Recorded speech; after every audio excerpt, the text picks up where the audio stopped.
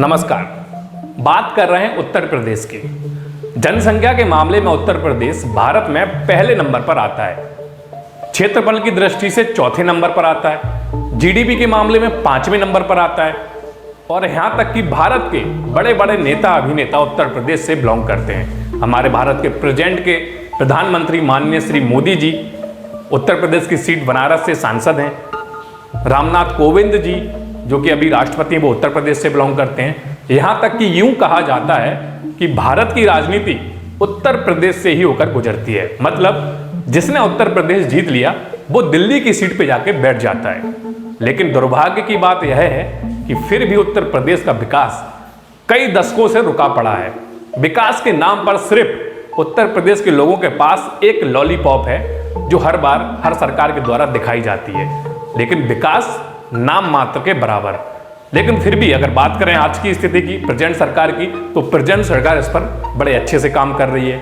Department for promotion industry and internal trade के according, जिसको हम हिंदी में उद्योग और वाणिज्य मंत्रालय बोलते हैं, उनके सर्वे के अकॉर्डिंग बिजनेस करने के हिसाब से उत्तर प्रदेश दूसरे नंबर पर आया है।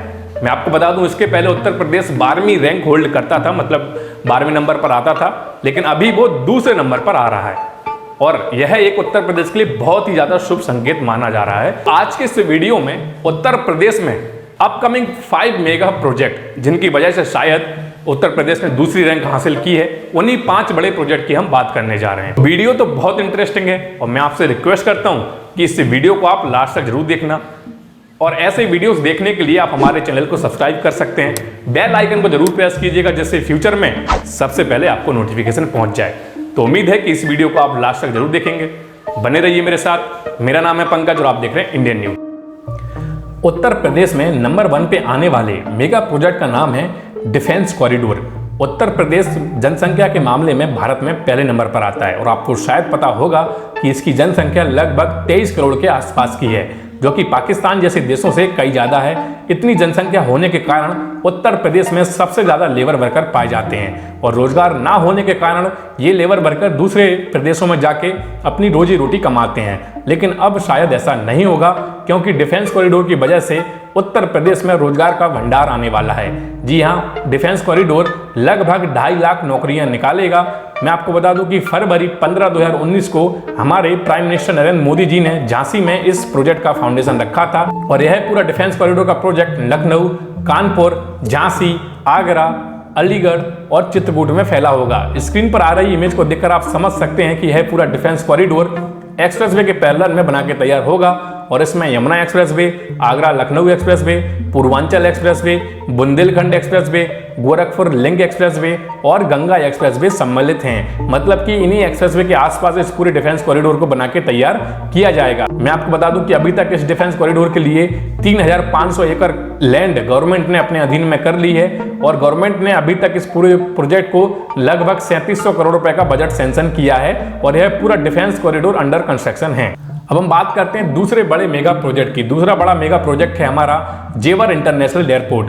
जेवर एयरपोर्ट का निर्माण उत्तर प्रदेश के गौतम बुद्ध नगर जिले के जेवर गांव में हो रहा है। मैं आपको बता दूं कि इस पर तेजी से काम चल रहा है। इस निर्माण कार्य के लिए यमुना एक्सप्रेसवे अथॉरिटी को यूपी सरकार ने एक नोडल एजेंसी बनाया है। जेवर एयरपोर्ट से नोएडा की दूरी लगभग 56 किलोमीटर की है। इस एयरपोर्ट को पब्लिक प्राइवेट पार्टनरशिप के तहत तैयार किया जा रहा है और 2022 तक इस एयरपोर्ट को पूरी तरह से ऑपरेशनल लेवल पर तैयार होने की उम्मीद है। जेवर एयरपोर्ट की सालाना क्षमता लगभग 50 लाख यात्रियों की होगी और जब यह जेवर एयरपोर्ट पूरी तरह से बनकर तैयार हो जाएगा तो लगभग 30 साल में इसकी यात्रियों की संख्या बढ़कर 6 करोड़ सालाना की हो जाएगी।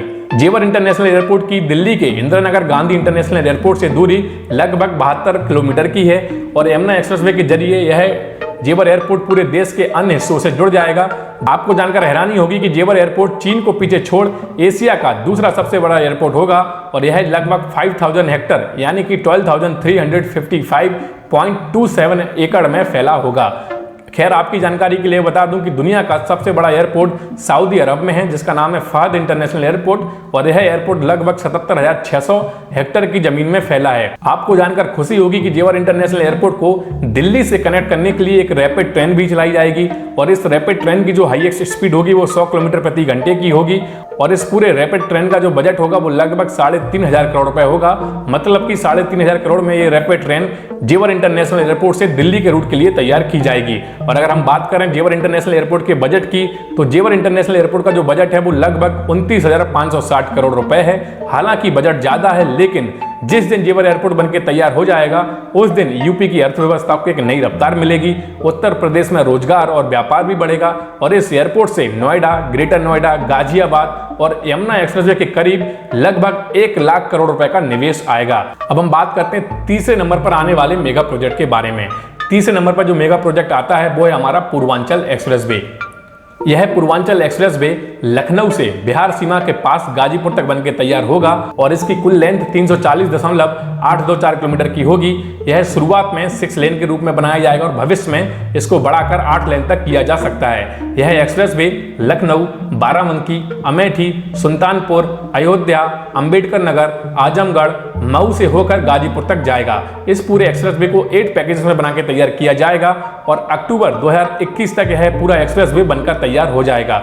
अभी तक इस एक्सप्रेसवे का लगभग 48% काम कंप्लीट हो चुका है। आपको जानकर खुशी होगी कि पूर्वांचल एक्सप्रेसवे की मदद से उत्तर प्रदेश के पूर्वी शहर प्रदेश की राजधानी के साथ साथ अन्य एक्सप्रेसवे के माध्यम से देश की राजधानी से भी जुड़ जाएंगे, जिससे पूर्वांचल के शहरों से ट्रांसपोर्ट की सुविधा काफी अच्छी हो जाएगी। यह एक्सप्रेसवे वर्तमान के आगरा से लखनऊ एक्सप्रेसवे और मौजूदा यमुना एक्सप्रेसवे से भी जुड़ जाएगा। एक्सेस कंट्रोल एक्सप्रेसवे होने के कारण यह ईंधन बचत करेगा, समय की भी बचत करेगा और प्रदूषण को भी नियंत्रण में रखेगा और साथ ही इससे दुर्घटनाओं के आसार भी बहुत कम हो जाएंगे। और आपको जानकर खुशी होगी कि इस पूर्वांचल एक्सप्रेसवे के क्षेत्रों के नजदीक औद्योगिक प्रशिक्षण संस्थान, शैक्षिक संस्थान, स्वास्थ्य संस्थान और नए शहर और विभिन्न वाणिज्य केंद्रों को स्थापित किया जा सकता है, जिसके परिणाम स्वरूप कई क्षेत्रों में रोजगार के अवसर बढ़ जाएंगे। इसके अतिरिक्त उत्तर प्रदेश के पूर्वांचल क्षेत्र में विकास को काफी हद तक प्रोत्साहन मिलेगा। अगर हम बात करें इस पूरे पूर्वांचल एक्सप्रेसवे के बजट की, तो इसका बजट लगभग 22,494.66 करोड़ रुपए होगा। अब हम बात करते हैं चौथे नंबर पर आने वाले मेगा प्रोजेक्ट की। चौथे नंबर पर जो हमारा प्रोजेक्ट आता है वो भी एक एक्सप्रेसवे और उसका नाम है बुंदेलखंड एक्सप्रेसवे। बुंदेलखंड क्षेत्र की प्रगति में विकास के लिए राज्य सरकार ने जनपद चित्रकूट, बांदा, हमीरपुर व जालौन जैसे आर्थिक रूप से कम विकसित जिलों के सर्वांगीण विकास के लिए बुंदेलखंड एक्सप्रेसवे के निर्माण का संकल्प लिया है। यह एक्सप्रेसवे उत्तर प्रदेश के बुंदेलखंड क्षेत्र को देश की राजधानी दिल्ली से आगरा लखनऊ एक्सप्रेसवे एवं यमुना एक्सप्रेसवे के माध्यम से जोड़ेगा तथा बुंदेलखंड क्षेत्र के विकास में अहम भूमिका भी निभाएगा।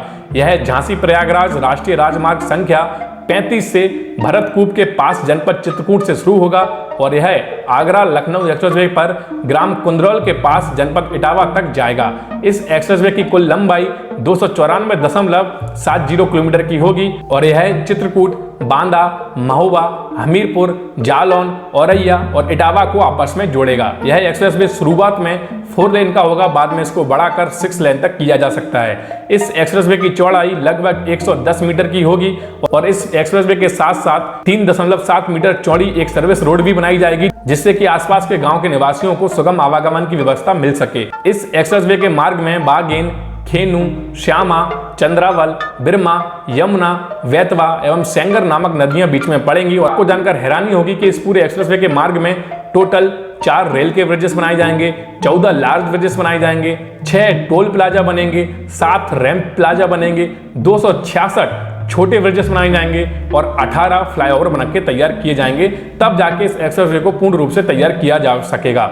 मैं आपको बता दूं कि इस पूरे एक्सप्रेसवे को 6 पैकेजेस में बांटा गया है और इस एक्सप्रेसवे के बनने से बुंदेलखंड क्षेत्र का विकास बहुत तेजी से होगा। चूंकि यह एक एक्सेस कंट्रोल एक्सप्रेसवे है, इसलिए इसके वजह से वाहनों में फ्यूल की भी बचत होगी और इसके अलावा एक्सप्रेसवे के निकट इंडस्ट्रियल ट्रेनिंग इंस्टीट्यूट, शिक्षण एवं प्रशिक्षण संस्थान, मेडिकल संस्थान आदि की भी स्थापना होगी। बात करें अगर इस एक्सप्रेसवे की बजट की या फिर कॉस्ट की, तो इसको बनाने का जो कॉस्ट है वो लगभग 14,716 करोड़ होगा। अभी तक इस एक्सप्रेसवे का लगभग 14% काम कंप्लीट हो चुका है और यह बुंदेलखंड एक्सप्रेसवे लगभग 2022 तक बनके तैयार हो जाएगा। अब हम बात करते हैं 5वें नंबर पर आने वाले मेगा एक्सप्रेसवे के बारे में। 5वें नंबर पर जो मेगा एक्सप्रेसवे आता है वो है गंगा एक्सप्रेसवे। यह एक्सप्रेसवे मेरठ से प्रयागराज तक बनके तैयार होगा और इस एक्सप्रेसवे की अनुमानित लंबाई लगभग 1022 किलोमीटर की होगी। यह मेरठ से शुरू होकर हापुड़, बुलंदशहर, अमरोहा, संभल, बदायूं, शाहजहांपुर, हरदोई, उन्नाव, रायबरेली, प्रतापगढ़ एवं प्रयागराज तक जाएगा। यह एक्सप्रेस वे शुरुआत में 6 लेन का होगा, बाद में इसको बढ़ाकर 8 लेन तक भी किया जा सकता है। इस एक्सप्रेस वे की चौड़ाई लगभग 130 मीटर की होगी और इस एक्सप्रेस वे के साथ साथ एक 3.75 मीटर का एक सर्विस रोड भी दिया जाएगा, जिससे कि गांव के लोगों को उस एक्सप्रेसवे को यूज करने में कोई प्रॉब्लम ना हो। इस पूरे एक्सप्रेसवे का बजट या फिर कॉस्ट लगभग 36,000 करोड़ रुपए होगा और इसको 12 पैकेजेस में बना के तैयार किया जाएगा।